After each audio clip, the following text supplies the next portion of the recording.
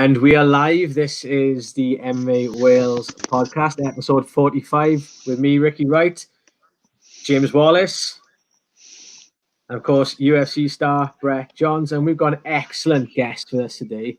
He's the new Cage Warriors World Lightweight Champion. And the reason I've kept him in the green room until now is because once he gets talking, none of us will get a word in. But that's what we like on MMA Wales podcast. When we got a guest who can just take over and just do the show, it's fantastic because no one tunes in to listen to us free chumps. So without further ado, let's welcome into the MMA Wales podcast the Cage Warriors lightweight champion of the world, Mason the Dragon. What's his last name? Jones. What a shit MC. There we go. Thanks for having me on, boys. Right, mate. Let's apologise to everyone on Ricky's behalf first for having bad Wi-Fi. That's why we didn't go live with Devon. We were panicking for the last 22 minutes. But because we were late, Brett was on time. Yeah. I was ready by 2 minutes past 7. Yeah, Brett's here from the beginning. 2 minutes. Two minutes late. Mate? Yeah, good, really good. Obviously, a bit boring because obviously I got my fight, got the belt, and then I really had an opportunity to show it off. So I would have liked to obviously go and met some people and spend some time with my friends and stuff. But it is what it is, and there's I still got the belt, so I'm happy enough. We touched on it last week because obviously the day after your fight, UFC was cancelled. Yeah. So you were really lucky to get a fight. Oh yeah, crazy lucky. For the fight to actually, but on the flip side of that, everything's been dead since. So it's like, Mason won, and that's the end of that. Which is sad, really, because we haven't had a chance to, drag you up and stuff. But at the end of the day, it could have been worse. You could be sitting there waiting for the title fight, Well, obviously, I've seen all the UFC guys get their fights cancelled. And obviously, all I'd been told beforehand was they're aiming to get me a title shot for the Cardiff show in June. So obviously, I was working towards beating an Italian. Big step up in sort of opposition as a ex-UFC vet, ex-Bellator vet. Exactly what I wanted. And then I get a title shot, and then obviously maybe one more fight after that, and shoot off to UFC after Brett, and obviously all the other guys.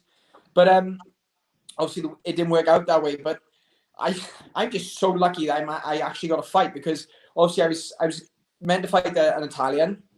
He pulled before the whole coronavirus thing got bad, and he had medical issues. I don't know what exactly they were, but he had medical issues. Then they got me a French opponent. So if that French guy had actually gone through the fight, I wouldn't have fought, because there's no way he would have gone over in time. There would have been loads of problems with that about him going back. And then he cancelled, and lucky enough, obviously Joe's opponent, who was a European, he had to cancel because he couldn't get a visa. So the two of us sort of worked out well, and obviously then they bumped me to a title shot. So it was just the way it worked out. But like I said, all I wanted since Brett won it, actually, probably Brett, since Brett first was fighting for it and earning his way up, then that was when I first wanted the Cage Warriors belt. Because before then, it was just always about getting UFC and stuff. And obviously, Cage Warriors was on the rise. And then I think probably, when Brett won the belt, that was when I really thought, I definitely want to get that belt one day. Because I'll be honest with you, my mate, and I think with pullouts and with people stepping in, usually what happens is the guy who steps in is a guy that's not worthy of the belt, who's not worthy of a title shot. But Joe was up there. Joe was ready for a title shot. Joe had fought the best of the best. And like I said, in all fairness, you not only were obviously you were lucky to fight, but you were lucky to have a worthy opponent in there. Like so many guys I see win, like especially short notice title fights. He was meant to win that. He's got an easy opponent. Joe was not an easy opponent. He's not an easy opponent for anybody. Respected guy. His nickname going through the ranks was the SPG Killer. That was his nickname. And at the end of the day, I thought you looked phenomenal in the fight, mate. Honestly, it was a flawless performance. Oh, thanks. That means a lot, especially coming from you as well. No, it was, mate. It was a good performance, mate. Obviously, the game plan went well. Sorry, James. You know I like to talk. The game plan went well. Like that was exactly what we wanted to do. I wanted to get him on the back foot. I wanted to hurt him, get him to shell up. And as soon as I got him shelling, I was going to drop an uppercut, all of that, and he was going to go in. And it just sort of like the way it worked out. I threw it, and I didn't expect him to go down that way. And it wasn't so much as I've said this in previous interviews I've done since. It was I didn't drop him. He was done off the knee. Like I haven't caught something like that in a long time. Like I hit him with the knee, and his legs was completely gone. Like he collapsed under me. And then I followed him down with those shots, just to make sure that he didn't sort of get that last minute strength, try and come back. Because as a title fight, I know if it was me in that position, then you'd have to kill me to stop me. Like I would have been trying my best to get it, even if I couldn't see which way was up. So the game plan went well, and I mean it was a perfect fight for me. So everything worked out well, and I really can't complain. And obviously getting to fight the last fight before everything's gone, obviously sort of pear-shaped, that just sort of was made all a bit sweeter, because I know obviously Brett, I know you was training for a fight, and obviously that all went up in the air. So obviously I feel for you guys more than anything else. I obviously it was very unusual circumstances because there was no crowd, and normally you fight to a crowd, you've got a good support, good lot of support come follow you. What was that like? Well, again, Brett would be the best person to say about this too, because he did judo the same way I did, and the best way I compare it to is certain finals you get to, especially like European level comps and stuff. They sort of, it's all quiet. You come out, you bow. Your coach is there in a suit, all dressed up, looking smart, and then you sort of fight, and it's quiet coming out, and then it isn't until you start the crowd really start going. So for me, it was just sort of get in my rhythm and go, and it didn't really bother me too much. The only part that was a bit weird is obviously before you make the walk, they go in the holding area, which in this case was behind the black sort of sheeting around the cage. And they had like a little holding area, all because it was so quiet and there was no music or stuff playing in the background. Joe sort of crossed my path, and he was just literally a black thin cloth about probably half an inch thick, just keeping the two of us apart.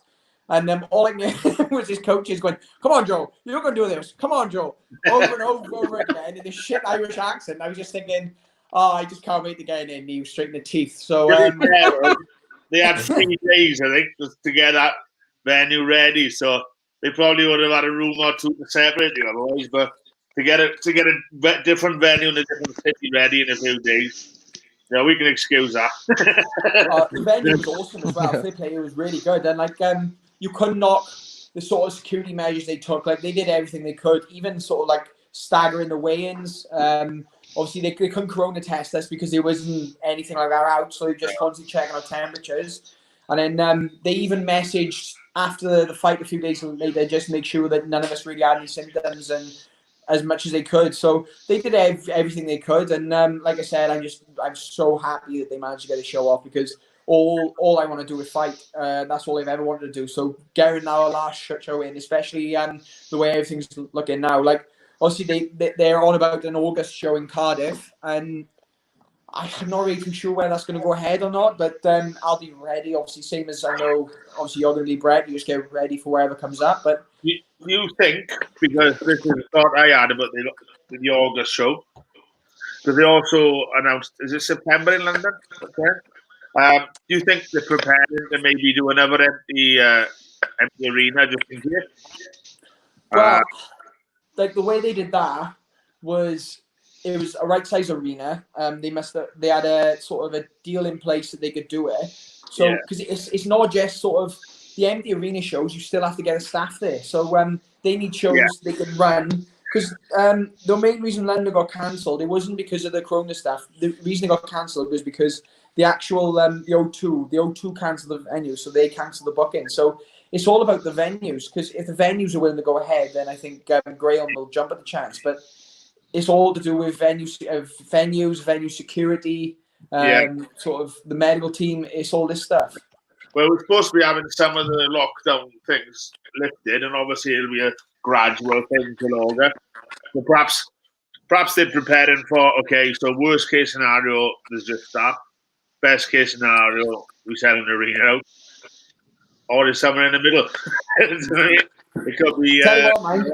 a select amount of people watching, and then everyone else going to buy tickets online to watch it. Yeah. Online, you know? Yeah. Maybe. I'd be interested in fighting on Fight Island, mind, if that come up. What about you? No, what? Sorry? Fight Island.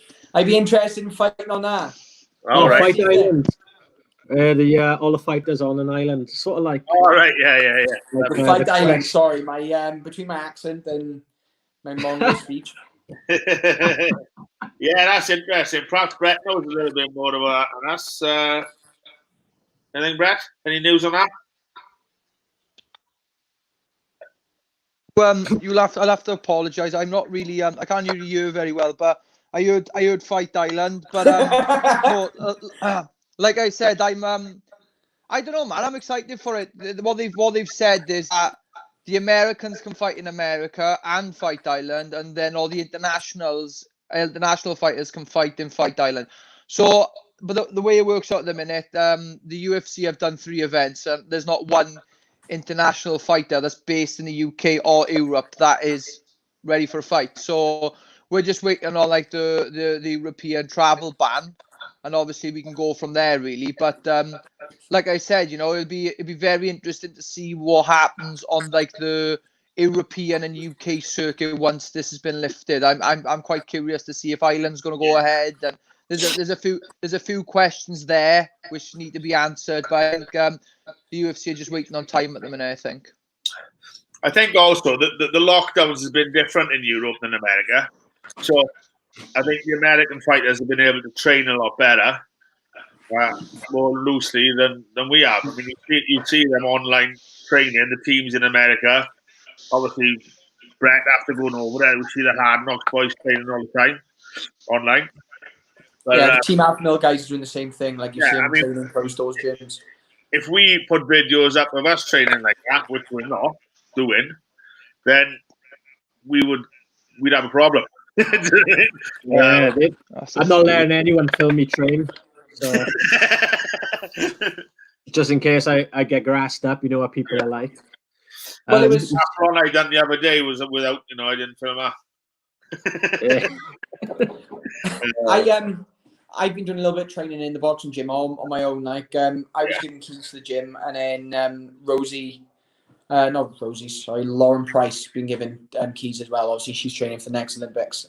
She's amateur boxing world champion, so fair play that I had keys as long as her. So I was happy to get keys, but I've just been letting myself in, doing a bit in the bags and stuff as much as I can, footwork and stuff. But even that, they asked me not to post anything about, just because obviously it's hard saying only they're allowed in where you're not. So it's a really awkward situation because you can't. You know what I mean? It's your job essentially. Like, I mean, as far as only having a bag to train as well.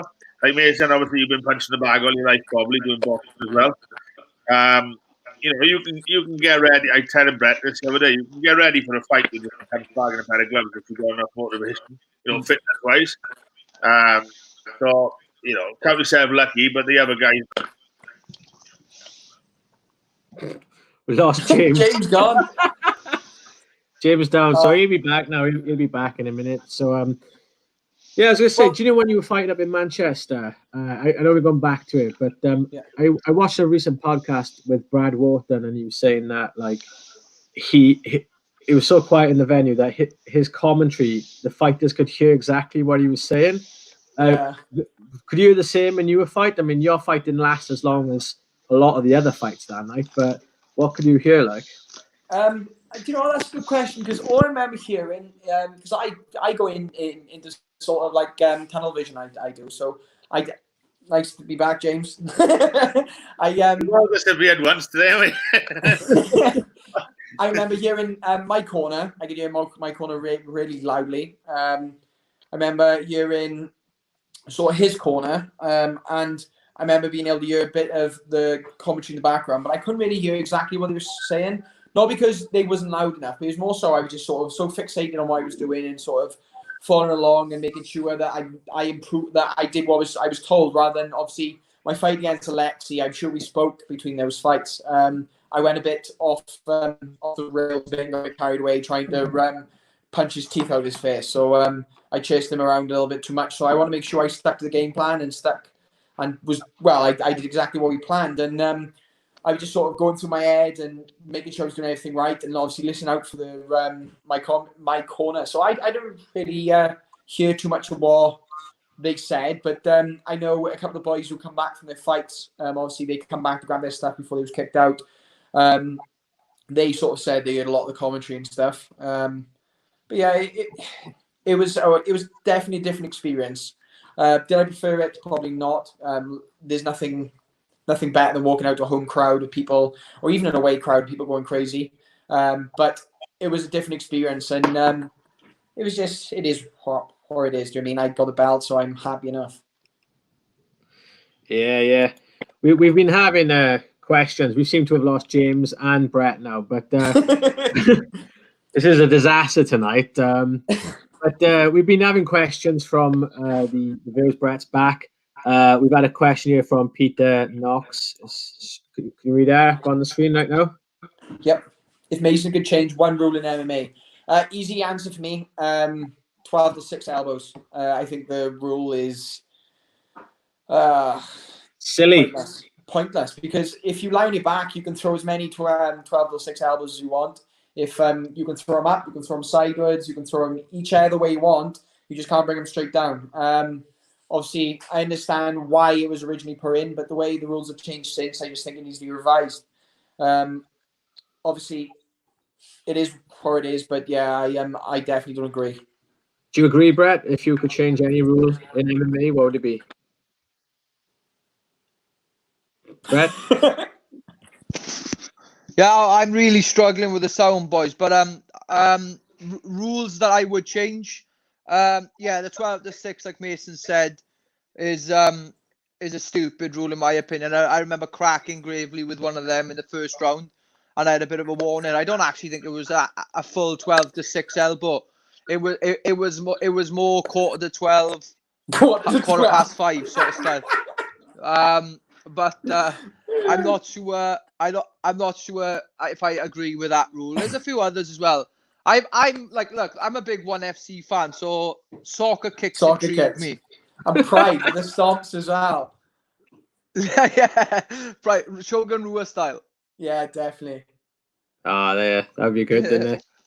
We've had other questions. Something I want to ask you lot as well, actually, before we go back to the questions. Who do you think they'll get me fight next? Because obviously they can't get any.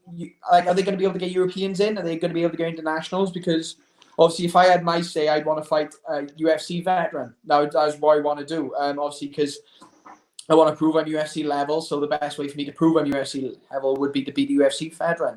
But if they're only having fighters from inside the UK or inside Europe, then who do I fight? Well, I think I'd love to see you fight Paddy, because it's just the two biggest stars in the lightweight division on Cage Warriors, and many people think Paddy should have been in the UFC 2 years ago. Yeah. Unfortunately for Paddy, he probably took.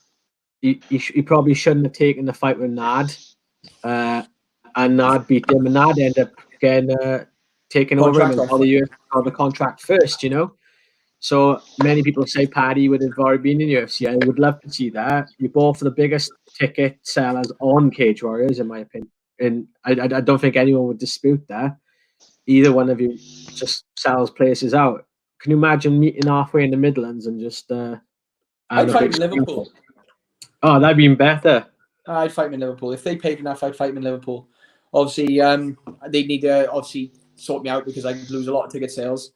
If you want to fight me in Wales, fight me in Wales. But I wouldn't really bother me. Like, obviously, when you get the UFC, you have to be prepared to go to the US. Like, I'm not in the position to think I'll be able to sign and straight away be able to fight in Wales. It's just not going to happen. So. Fighting in London would be fun, but I've always wanted to fight. Obviously, in Vegas, in New York, in Japan, in these places. Like, they're places they're dream venues to me. So you're always going to be going into enemy territory. Do you know what I mean? Like in UFC, especially, like most of their fighters are Americans, so you're going to be fighting against Americans. So it doesn't really matter now where I fight. Like, I fought so many times in Cardiff, and it's always a crazy experience. But fighting away from me would be cool. But yeah, Paddy would be there. I don't know what else they got to offer, to be honest. That'd be Yeah, good. That'd be great. I mean, like he's so well known for not being considered he's not signed by the UFC. It's the sort of guy you want to take on, definitely. And he brings something to the fight. He sells the fight really well.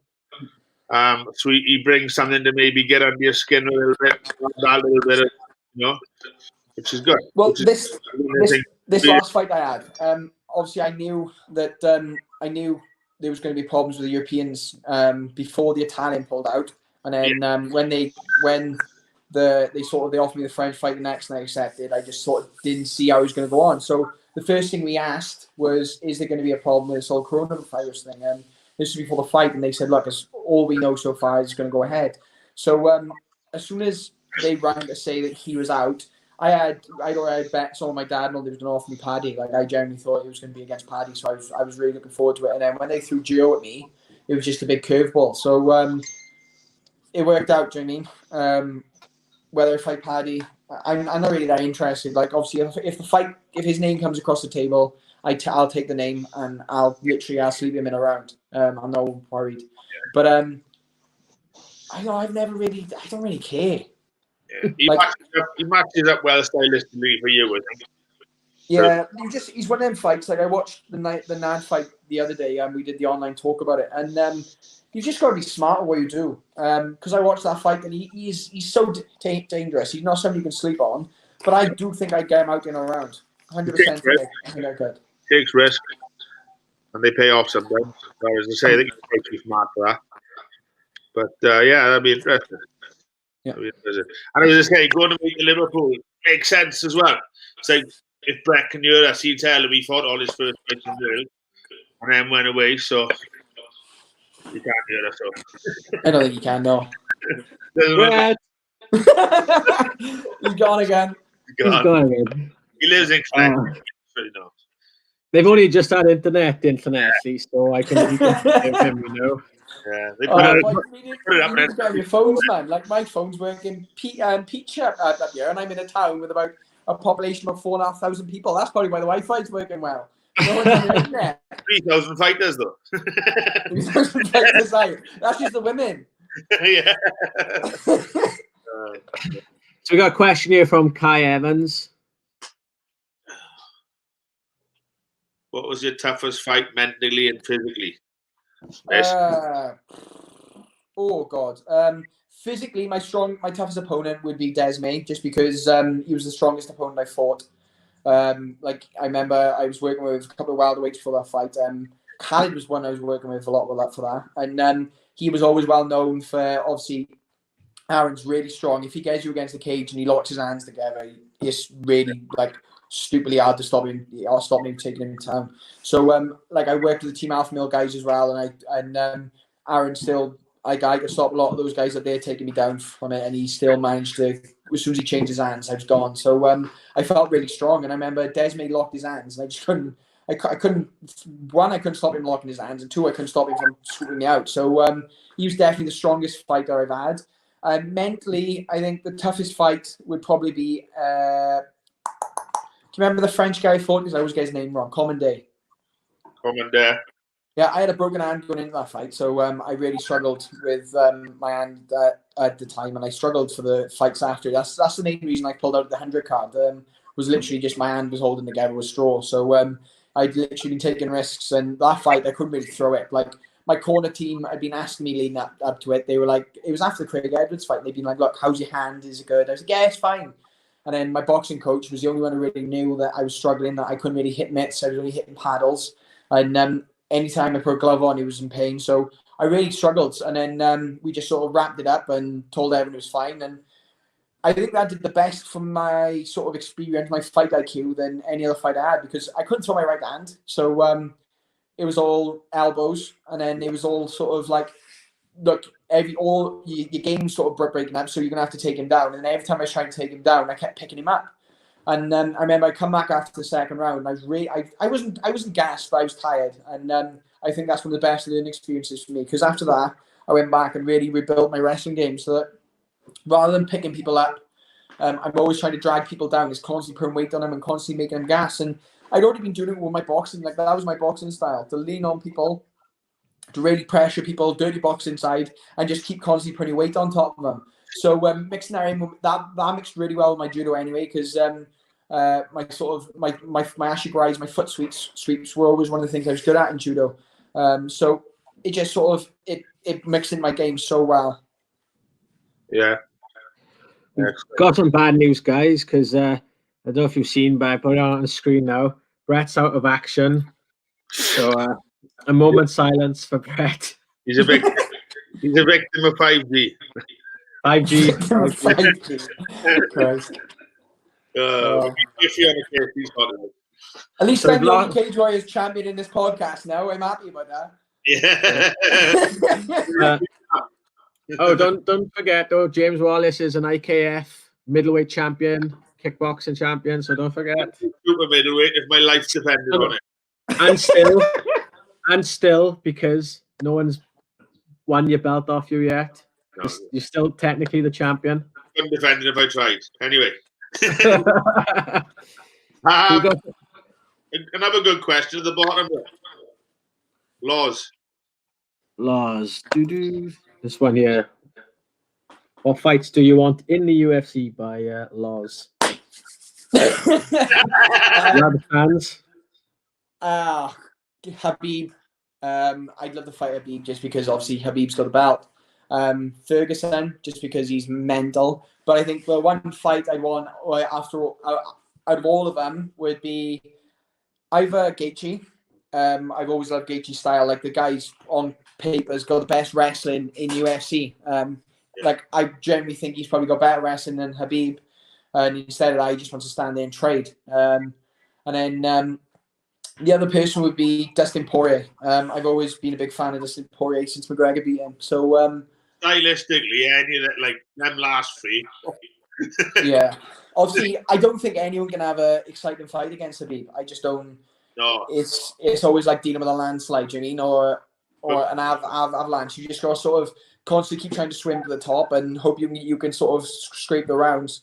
I think, to be honest, I think McGregor could have beat him. I think if they rematched, I think McGregor could beat him, and that's only because he's the only person that I know who could knock him out of everyone in there, who could just literally from the start knock him out. Because all the rest of the fighters, they erode people, they work them down over time, but he's got that sort of not so much knockout power, but he's got that timing so that he catches them on the inside every time. Like they'll work in and he'll just clip them. And I think if he'd gone into that fight with a mentality of I don't care about anything else, I'm just going to knock him out, I think he would have done it. He doesn't take a punch very well. No. Like, and what I mean is like but he doesn't ride them well. He's not a natural striker. The fight against Alaquinta was the best example of that, because Alaquinta caught him with some big hands, because obviously he hadn't trained for Alaquinta in that fight, so he'd gone in there, done his normal game plan, and Alaquinta he has a very good corner. Obviously, I'd say one of the best corners in the game. I know as I used to say a lot of time, but he's got one of the best gyms to train out of, and he went in there with a brilliant game plan, and obviously he didn't win, but he did very, very well. Yeah. No, I mean, go on, Rick. You mentioned Tony Ferguson and Justin Gaethje, and well, they are fighting this weekend, and it's the first live sport we've had since your fight. Yeah, it's quite exciting, right? I mean, maybe I don't agree with how it's happening, or should it really happen, but I'm glad it is happening because I need something to watch. Yeah, I mean, these are two guys you've obviously mentioned. How do you reckon? How do you reckon that fight's going to go? Ferguson. Yeah, how do you think he'll win? I think he'll stop him in 2. Nice, yeah, nice. Okay, so this is interesting. You just said about Gaethje's wrestling, and he chooses to stand. Ferguson doesn't really choose to shoot either, and hasn't done for a long time, even though he's got really good jiu-jitsu. So you think Ferguson stops Gaethje on the feet?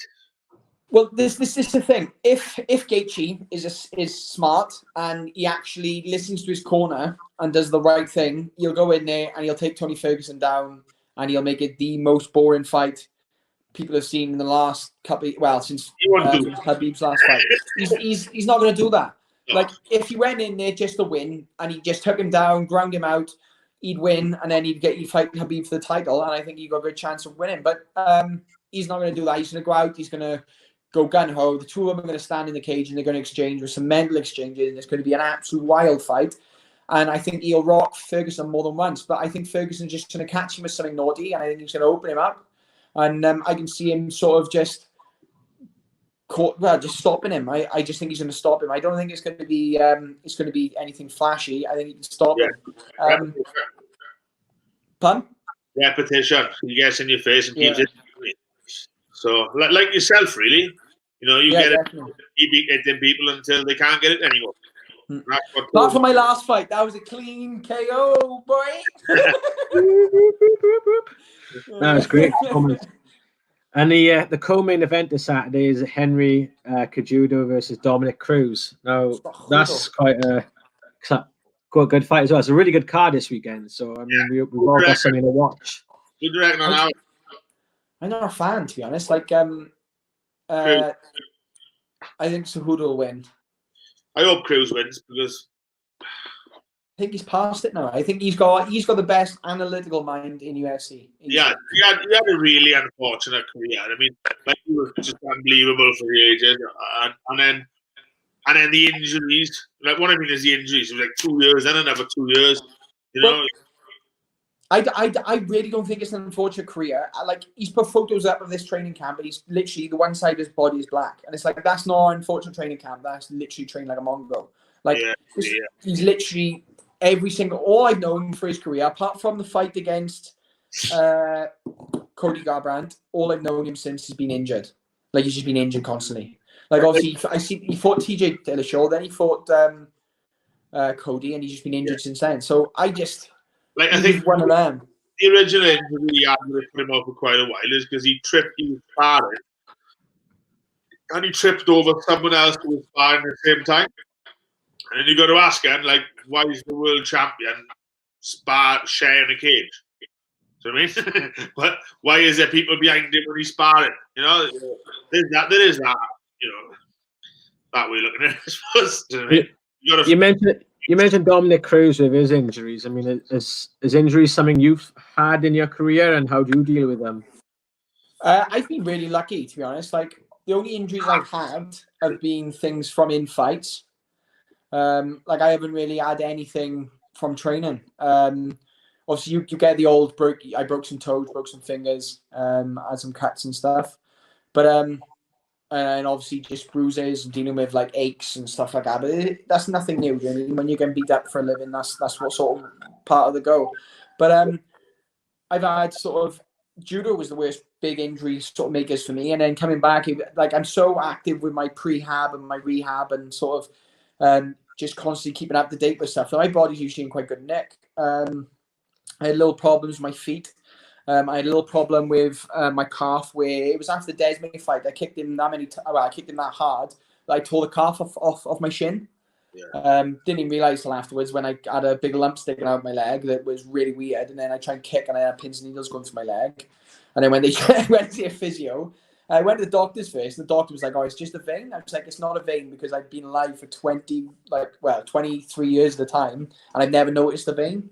And he was like, "No, it's just a vein." I was like, "All right." So I went to see a physio, and she was like, "Oh, it's a raw nerve." So she gave me some rehab exercises and massaged down and sort of moved my muscle sheath back on my shin. I had an injury in my hand. That was probably the longest injury I had, but that is back perfect. And they're probably about it, to be honest. And obviously, my hand. Go on. Do you think that you trained clever, intelligently? Well, I train with good people. I don't train with people who spar too hard. So, like even in Team Alpha Male and stuff, where obviously you end up getting wars with some people, not so much any of the locals there, but you get people like you who go there. Like it's mainly Russians. I had a couple of wars, some Russians out there, and they never come back from more than once. Do you know what I mean? Yeah. But everything is just like you start training smart and like even out there. Like I spoke to one of Chris, who I'm really good friends with, Gonzalez out there, who's a really experienced wrestler, and we've talked about like when you have injuries, like resting injuries, and my boxing coach always says cut your injuries, make sure you're protected, and heal them up for a new day. Do you know what I mean? So I've always been good at cutting my injuries and making sure that anything I have is looked after. So like when I had problems with my hand, I stopped hitting pads. It was only hitting paddles, and I did that for probably 2 years. Yeah. So I was just constantly hitting paddles. Whenever I sparred, I made sure that there was always enough padding on my hand. Literally, my hand looked like a pillow, and everything was wrapped up tight. And it was just sort of you go over the top with everything. So everything's always looked after, and it's like the only time I've even come close to getting injuries, like is sparring people out of the blue. So like I sparred, I won't say where I sparred the once leading up to one of my fights, and it was they brought a boy in I hadn't sparred with before who had sort of Thai style, and we was doing MMA rounds, and I shot in to take him down, and he just threw a flash knee at my ribs, no knee pad on, nothing. Bear in mind, I was like 4 weeks out, just threw a knee flat out. If I hadn't shot him properly, he probably would have had me in the teeth. And I sort of was like, whoa, like, do you know what I mean? Like, if you're going to do it, shadow it a bit. You don't need to blast me in the ribs, like. And he sort of just laughed at me. So I hit him with a 3-piece and booted him in the neck and rocked him and didn't do it again, do you know what I mean? So, like, it's the way it goes. I don't really train with people I don't know. I'm really finding out who I train with. Not so much that I never allow people to train. I'll always let people train. But sparring, you've got to be careful with. Like, I'm not in any rush to go up and train with anyone in the UK, anyone I could end up fighting. Just because, do you know what I mean? Like, all you got to do is have someone who's a little bit sly, who's just going to try and pull a little wool over your eyes and catch you a bit. And do you know what I mean? I grew up doing judo, and people don't understand how brutal that is. Like, I remember we used to go to training camps, and literally the first day of a training camp, we go to these big European training camps.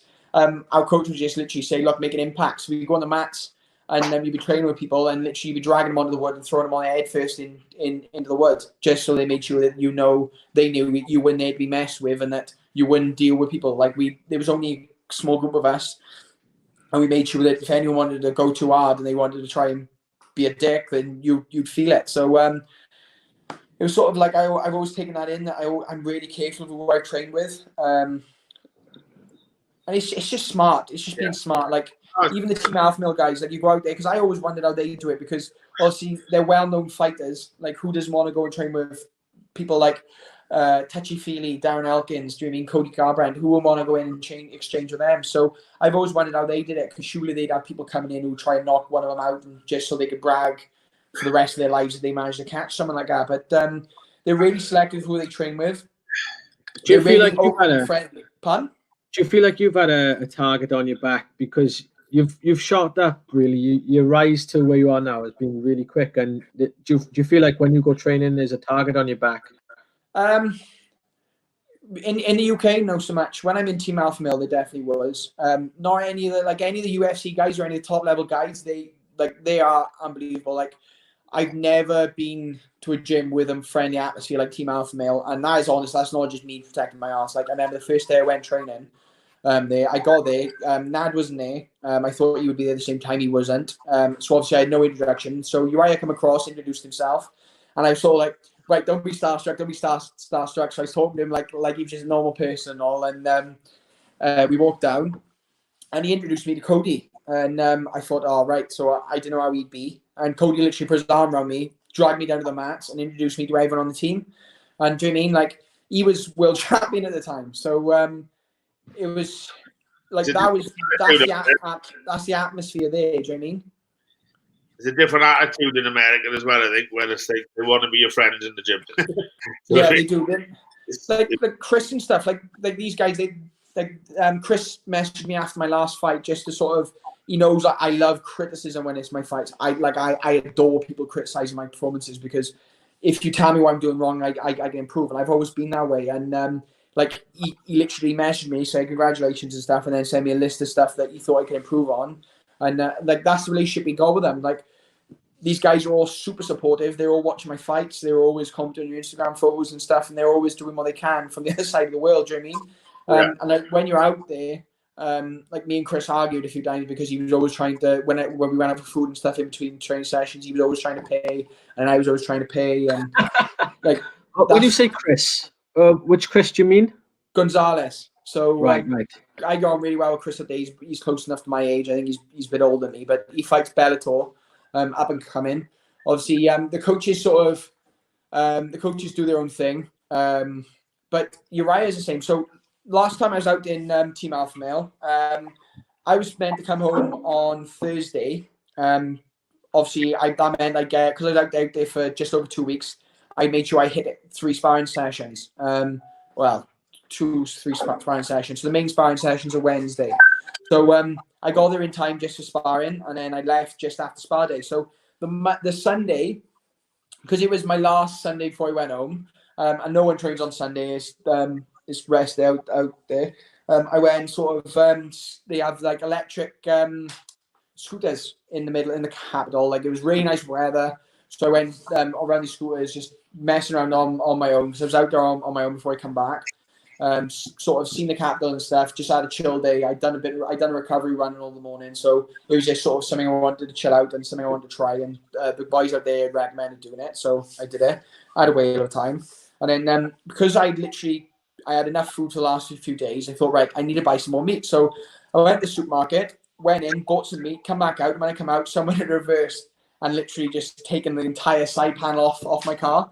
Like, the front wing and the door was just ruined, like scraped. It wasn't so much dented, but someone had literally just raked their car across the side of my car and just literally scraped it to pieces.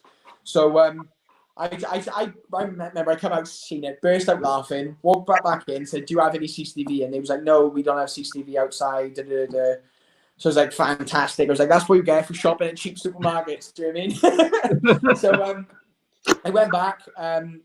Messaged the guy I was staying with, and he said, "Look, message Dave. Dave's the guy who runs the team, the train with Tam stuff, and he looks after the fighters. He may be able to help you out." I've messaged Uriah, so I was like, "I'm not messaging Uriah yet." So I messaged Dave. Dave was like, "You need to speak to Uriah. Uriah will sort you out." So I messaged Uriah, and he replied in about 10 seconds and was like, "Yeah, mate, don't worry. Send me some photos. I know a guy. Like, he's exactly like that. Like, I know a guy.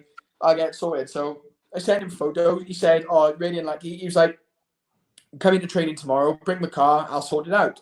He's like, and then he rang me and was like, "Look, I know a Russian guy who can sort you out, no problem." So I went training. He was like, "No, get change, train." He said, "After training, give me an address. Say go there, and they'll fix your car." So I was like, "Right, here we go." So I drove this rental car now to this literally middle of nowhere, like, housing estate. Looked like something off Grand Theft Auto, where I thought, I'm either going to get mugged or I'm going to get shot. Like, I'm so glad I'm in this cheap rental car with scratches on the side. I pulled up this house, and it was like an old, it literally looked like something off Grand Theft Auto, right? House with a big fence around the outside, and like another house built next to it. And there's all these beat up cars outside, and I thought, oh my God, like, is this the right place? And then some guy pulled past in this beat up truck with 2 brand new top of the range Harley Davidsons on the back. So I was like, hang on here now. I was like, I have like, something's not quite right. So he got cut out, and he's quite a big guy. He had like long greasy hair, and I thought, all right. But Uriah had called me, and he said, "Look, the guy doesn't look sort of, he looks different than what he is." So he sort of like showed me around, and he said he introduced himself, and we talked. And literally, long story short, the guy's a millionaire. He owns like the whole block of like these houses he owns. He had like Ferraris, Jaguar. He literally picked me up one of the days to pick the car back up in this Jaguar that he had picked Elton John up and drove Elton John around Sacramento in.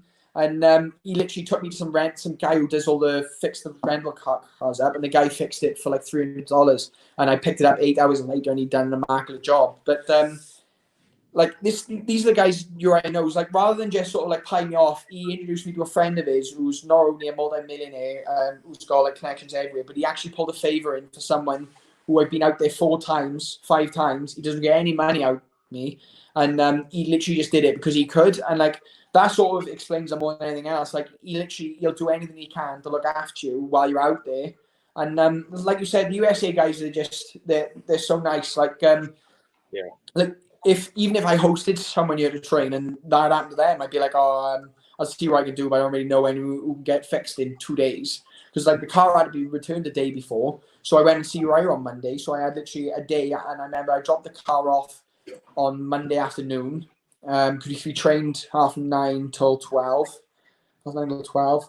So I dropped the car about 1 o'clock, and I remember he rang me to say the car was done by 6 o'clock. So they literally had made sure the panel was completely flat, sandpapered it all down, and resprayed it and dried it all perfectly within 5 hours or 6 hours. Fair play.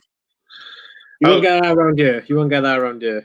No, they just park it up for a few days and say, "Oh, we let him know when it's done."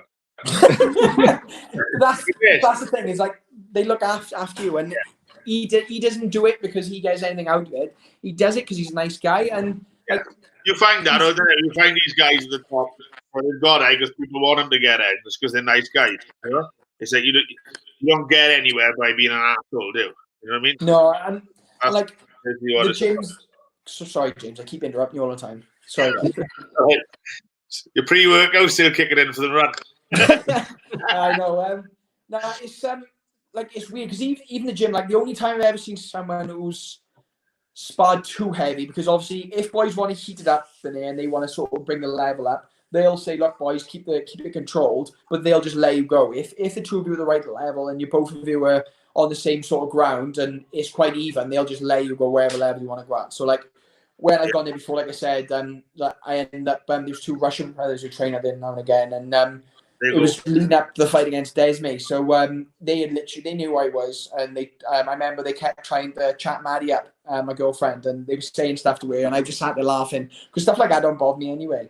And then they asked me for first round sparring. I was like, yeah, if you want to go first, we'll go first, no problem. And then as a warm up, we was doing technical drills, so it was like 1 for 1, combo for combo, just against the gloves, just to get warm.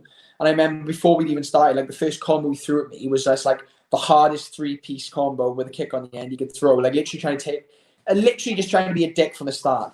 So I remember I just sort of went with it, and then as soon as we started sparring, I literally buckled his leg in record time, smashed him in the foot so many times that he didn't train for 2 weeks. Like I think I broke something in his foot because I was literally just either Achilles kicking him or literally just bringing it around and just literally trying to smash the little bones in his foot as many times as possible, just so he wouldn't be able to train. And he didn't train for like 2 weeks after it. And 2 weeks. well, I didn't have no problems off him again. Like I was out there for 5 weeks. But that's the thing. The only time I've ever seen someone where they really stepped in and done something was there was a guy there who no one really knew, he was American, and he was like a biggish welterweight. Well, he was going with sort of like the lighter guys, and he made sure to pick the guys because obviously there's still people there who come into the ranks, like people who. It's not just elite guys there. They have some up-and-comers who really got stuff to learn. But he was picking like the lighter guys who sort of had stuff to learn and just literally trying to like knock them out and trying to kick lumps out of them. So Uriah said something. It was either Uriah or Danny Castillo. They said something to there's a Brazilian coach who teaches jiu-jitsu, and I can't say his name, and I'm not going to try. But he had a Brazilian there with him who was literally one of the best high fighters I've ever trained with. Crazy good, but he's about my weight, maybe a little bit about my weight, and he put him with his welterweight and said something to him in Portuguese. I just remember Daniel started chuckling before they even started sparring, and I honestly, like, he literally tore this guy to pieces. Like, was smashing him with leg kicks, driving him into the matted walls, hitting him with these shots, and every time he dropped him, he just stepped back, and they literally, the coaches were on him going, "If you want to go hard, come on, we'll go hard, get back up." And in the end, the guy crawled off the mat. Like, literally, he crawled off because this guy kicked the lumps out of his legs. And that's the only thing they're going to learn sometimes. Well, that was the thing, and they're not cruel, but like if you go to a gym like that, like that's how they protect their fighters, because you can't have people go in there with intentions of trying to injure people. Like you said, if people escalate sparring and sparring builds up, like it happens. Like I've seen Cody escalate, like sparring between Cody and some other guys escalate and stuff, where it doesn't get nasty, but it, you know what I mean, they're giving it a bit. It happens in sparring sometimes, and the coaches are there. Obviously, they're always saying, "Come on, you both got fights, keep it calm, be smart." But like if you've got some guy who's come in there and they haven't done what they're supposed to and sort of earned their way in, and sort of the same as I did the first time I was there, whereas you train with the guys, you're respectful, you make sure you speak to them all, and you keep going until they ask you to spar or they ask you to train. so they know you're not going to do something stupid and try and injure one of them when they got fights coming up. Like these guys who think they'll go in and then they'll make an impression by injuring their fighters, and it's like it's just stupid because like this Brazilian guy, and it's going to kill me that I can't remember his name. The Thai fight they asked to spar with him. Like I remember I had a touch sparring round with him because he was just warming up and I was finishing my group sparring, and we did touch sparring, and this was either the Desme fight camp or it was the one before that, and he literally like we had a touch sparring session, so I was bouncing around him and all trying to thing. And I just remember we had exchanges, and I just remember every time we had an exchange where he was landing on my legs. He wasn't even landing hard; he was just perfect location every time. So I remember I walked off, and like I'm sure it was the Desmond camp because Ellis Lewis was there and Steph, and I remember they both and Maddie was obviously there, and they all said, "Oh, like you look really good sparring then." And I remember I took my kit off, I had a shower, come out. As soon as we got in the car, I was like, my legs are literally in pieces. Like he didn't even kick me hard. It was just like he was literally touch sparring, but he was constantly dropping shin on me all the time. And I remember he kept catching my front foot on the inside to lift my foot up. And as he lift my foot into the air and I bring it down to check, as the foot landed, his foot was always following it. So as my weight went on the leg, his leg shin was always constantly catching on top. Perfect timing every time. And it's like we had some good exchanges. Like I caught him with stuff. Do you know what I mean? I'm not going to say I didn't, but I wouldn't have taken that fight in the scorecards. Was you planning a trip to America to train before all this shenanigans kicked off?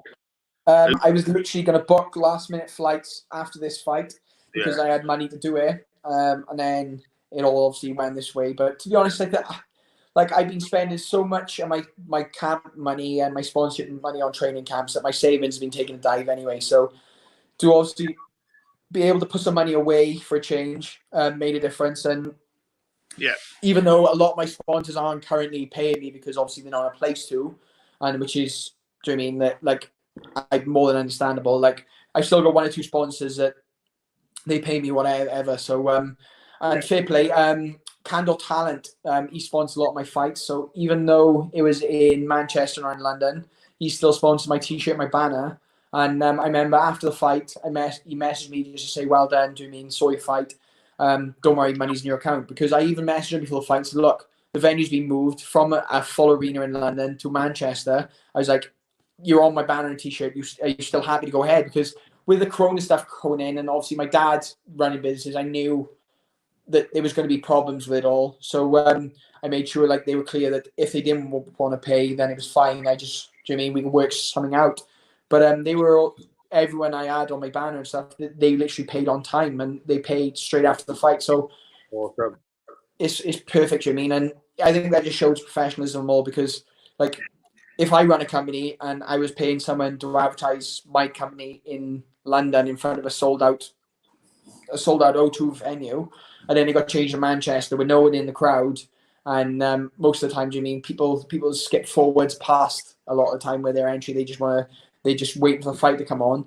Then I don't know whether I'd still go ahead, but they were all happy too, and they were all happy with the goal. Like obviously, I understand more people were sort of watching on the stream online, but unless you're an international level company, then you want local people. Do you know what I mean? You want people from London, from the UK seeing it.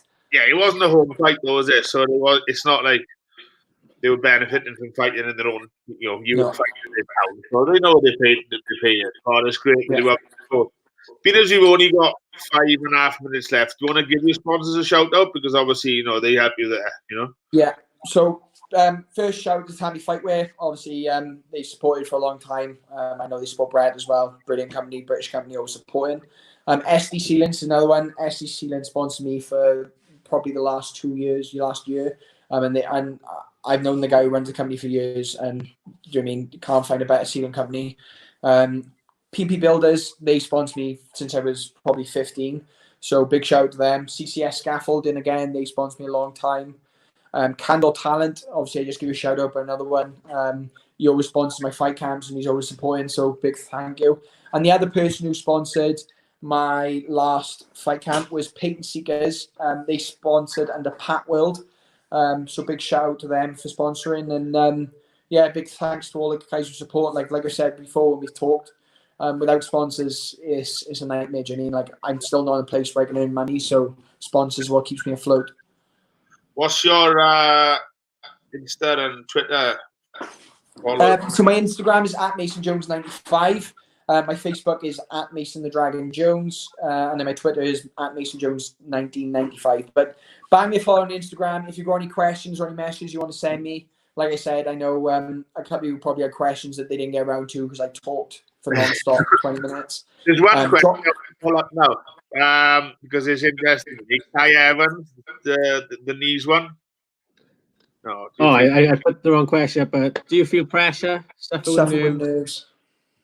No. I myself suffer terribly and want some advice, please. But I don't feel pressure in anymore, just because I've done it since I was like 7. And I know that sounds arrogant, and I always think it sounds arrogant when I say it, but it's just one of them things where I get excited more than anything else.